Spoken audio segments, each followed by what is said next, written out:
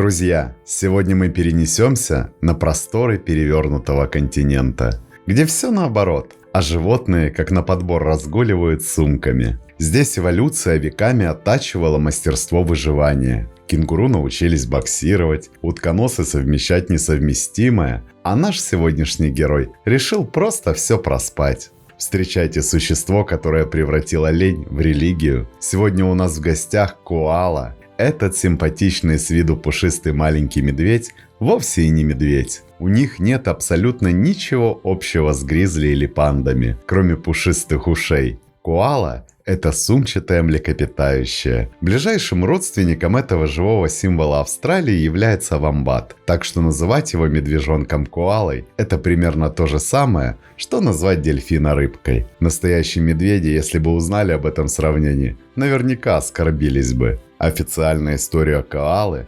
начинается с 1802 года, когда морской офицер обнаружил останки коалы и в заспиртованном виде отправил их губернатору Нового Южного Уэльса. Спустя год поймали уже живого коалу, недалеко от Сиднея. Через несколько месяцев в Сиднейской газете была опубликована статья, в которой дано подробное описание этого эвкалиптового мишки. Европейцы, прибывшие в Австралию, называли коалу именно медведем. По некоторым данным, само значение названия коала переводится с туземного как «не пьет», хотя многие считают это предположение ошибочным. Вообще коала действительно пьет очень мало и крайне редко. Редкость питья обусловлена тем, что коале хватает влаги из эвкалиптовых листьев и росы на них. Коалы выглядят довольно неординарно и немного комично. Может быть, это из-за их приплюснутого носа, на котором нет шерсти. Интересно то, что экземпляры, обитающие на севере страны, мельче южных. Их вес доходит до 5 килограммов. На юге коалы весят втрое больше. Кстати, у мужских представителей на груди имеется специальная железа,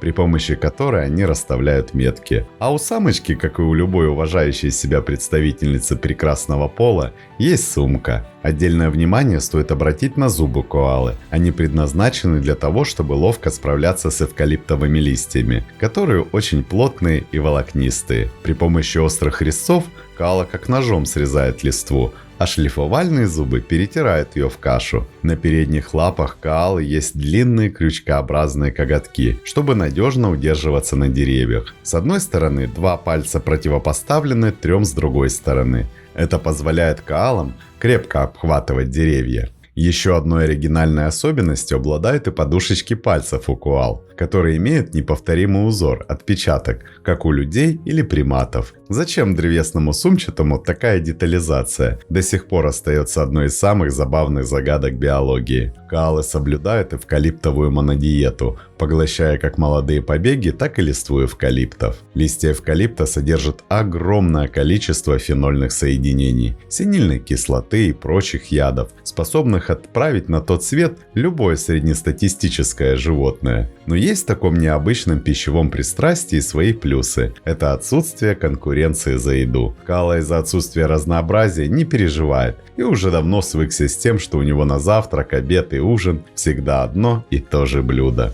Чтобы переварить эту ядовитую зелень, природа наградила коалу невероятным слепым кишечником. Его длина может достигать 2,5 метров. В этом биологическом реакторе миллиарды специальных бактерий круглосуточно расщепляют грубую целлюлозу и нейтрализуют яды. Причем эти бактерии не даются коале при рождении. Малыш коала получает их весьма специфическим образом, поедая особый полупереваренный субстрат, который выделяет его мама. И следствием такого скудного и низкокалорийного рациона выступает низкий обмен веществ, замедленность реакций и флегматичный характер животного. Здесь коала напоминает ленивца. В течение суток коала съедает до 1 килограмма побегов и листвы, медленно и тщательнейше все пережевывая в пюре, а потом пряча все в свои защечные мешочки. Иногда можно увидеть, как коалы поедают землю. Это происходит вовсе не потому, что животные сходят с ума. Таким образом, они восстанавливают нехватку минералов в организме.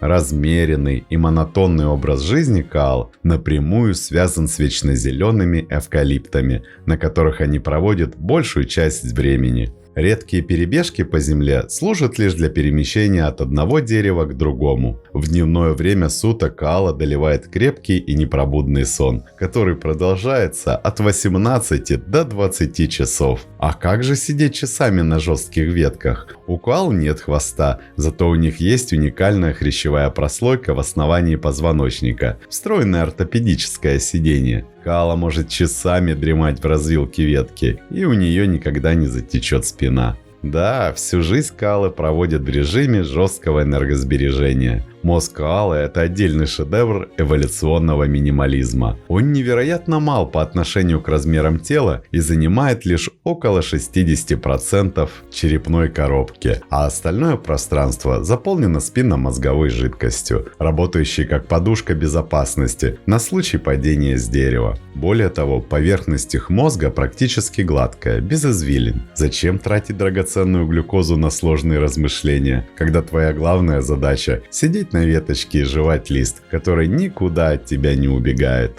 Ночью же наши Сони уделяют пару-тройку часов кормежке. Коалы обладают необычной и странноватой способностью замирать, как истуканы, и сидеть очень много часов совершенно неподвижно. Видимо, в эти моменты они философствуют и размышляют о своей неспешной, пропитанной эвкалиптовым запахом жизни. Живут коалы поодиночке, имея каждый свою территорию. Случайно забредших конкурентов они не жалуют, самцы при встрече обычно вступают в драку. Особенно это касается брачного сезона. Образ жизни у коал оседлый, своих территорий они предпочитают не покидать. Начинают хотеть любви как самки, так и самцы к двухлетнему возрасту. Самки приступают к размножению в этом же возрасте, а самцы только через пару лет, когда становятся более возмужавшими и окрепшими для драк с другими мужскими особями в споре за даму сердца. Кстати, девочек в популяции коал рождается гораздо больше, поэтому у каждого самца не одна, а сразу несколько невест. Особой плодовитостью коалы не отличаются, поэтому производят потомство один раз в 2 года. В брачный период кавалеры издают истошные вопли, привлекающие самок. Также они трутся грудной клеткой о стволы деревьев, расставляя свои пахучие метки. Женихи в этот период могут преодолевать немалые расстояния в поисках партнерш, которых может насчитываться от 2 до 5.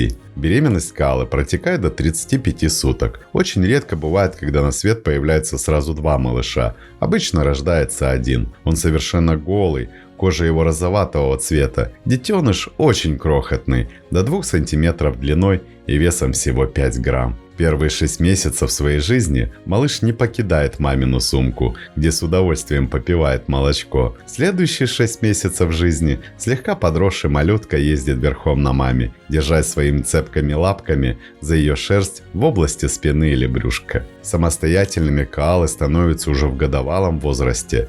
Самочки обычно в это время уходят от мамы, начиная свою взрослую жизнь, а самцы живут с матерью до 2-3 лет, только потом решают ее покинуть, обзаводясь собственными территориями для жизнедеятельности. В дикой природе коалы живут около 12 лет, в неволе могут дожить и до 20. В дикой природе у коал практически нет врагов. Хищников эти животные совершенно не интересуют, ведь их мясо насквозь пропитано эвкалиптом, так что есть его невозможно. На коалу может наброситься дикая собака динго или обычная бездомная собака, но они лишь задираются и лезут в драку. Как источник пропитания коала им не нужна. Чего не скажешь о людях, которые найдут применение любой шкурке. В 19-20 веках коала стала объектом промысла из-за своего густого меха. Только в 1924 году из восточных штатов было экспортировано 2 миллиона шкурок. Доверчивые к людям эти звери становятся легкой добычей для охотников.